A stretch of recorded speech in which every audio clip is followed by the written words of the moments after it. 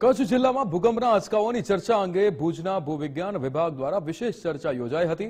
ભૂવિજ્ઞાન વિભાગના પ્રોફેસર અને નિષ્ણાંતોએ જણાવ્યું છે કે કચ્છના ભૂગર્ભમાં સક્રિય ફોલ્ટ લાઇન હોવાના કારણે આવી ઘટનાઓ વારંવાર નોંધાઈ છે।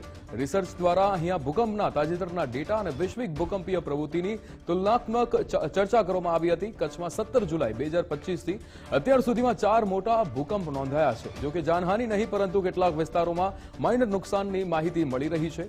કચ્છ યુનિવર્સિટીના વર્ગોમાં વિદ્યાર્થીઓ અને સંશોધકોને આવી ઘટના સામે સાવચેત રહેવા અને સાયન્ટિફિક અભિગમથી ભવિષ્ય માટે તૈયારી રાખવા અંગે માર્ગદર્શન આપવામાં આવ્યું હતું।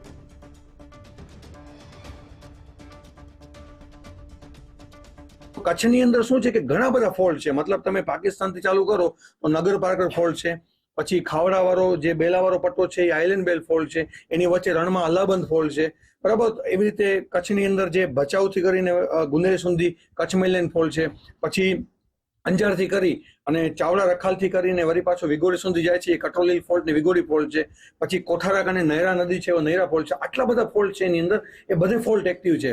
તો કચ્છની અંદર શું છે કે હંમેશા આ પથ્થર છે ને દબાણમાં જ હોય છે, પ્રેશરમાં હોય છે।